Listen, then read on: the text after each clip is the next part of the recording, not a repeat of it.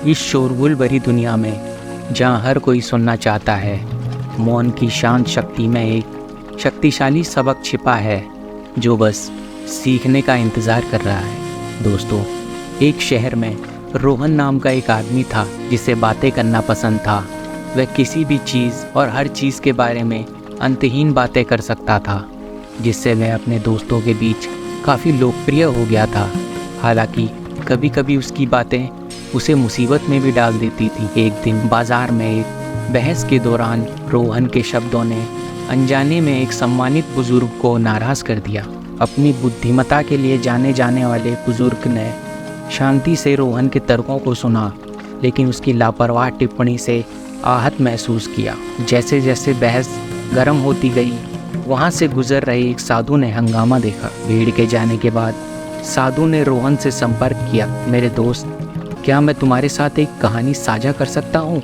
साधु ने धीरे से पूछा। रोहन ने उत्सुकता से सिर हिलाया और साधु ने कहानी शुरू करी। दूर के एक राज्य में एक विद्वान रहता था जो अपनी ज्ञान और चतुराईपूर्ण भाषणों के लिए प्रसिद्ध था।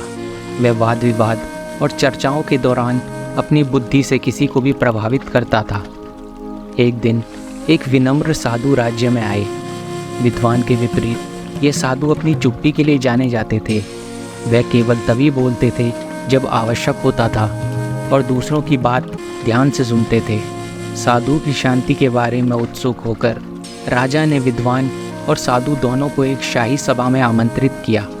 सभा में राजा ने एक चुनौती रखी।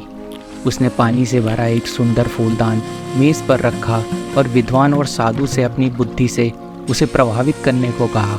विद्वान उत्सुकता से आगे बढ़ा और जीवन में पानी के महत्व और इसकी पवित्रता के प्रतीक के बारे में बोलना शुरू कर दिया। इसी बीच साधु चुपचाप फूलदान के पास गया।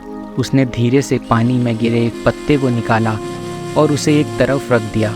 बिना कुछ कहे वह अपने स्थान पर वापस लौट आए। जबकि राजा विद्वान के भाषण से प्रभावित था, वह साधु द्वारा पत्ता हटाए जाने के सरल कार्य से बहुत प्रभावित हुआ। पत्ता साधु के बिना बोले अनुग्रह और विनम्रता के साथ कार्य करने की क्षमता को दर्शाता है। भिक्षु की कहानी पर विचार करते हुए रोहन ने महसूस किया कि बात करना एक उपहार है, लेकिन कभी कभी मौन शब्दों से कहीं अधिक व्यक्त कर सकता है। भिक्षु की सीख से प्रभावित होकर रोहन ने अधिक ध्यान से सुनने और अपने शब्दों को बुद्धिमत्ता से चुनने का फैसला किया। जैसे जैसे समय बीतता गया, मौन के प्रति रोहन की नई प्रशंसा उसे दूसरों के करीब ले आई। उसने न केवल शब्दों बल्कि दयालुता और समझ के इशारों से भी संवाद करना सीख लिया। उसके रिश्ते मजबूत हो गए और उसे आंतरिक शांति मिली। दोस्तों, समझ की शांति गहराई में रोहन ने पाया कि कभी कभी सबसे गहन बातचीत मौन में ही की जा सकती है। रोहन की यात्रा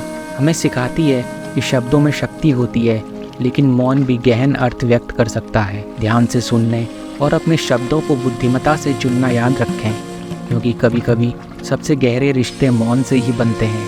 दोस्तों, ऐसे ही प्रेरणादायक कहानियों के लिए चैनल को सब्सक्राइब करें। धन्यवाद।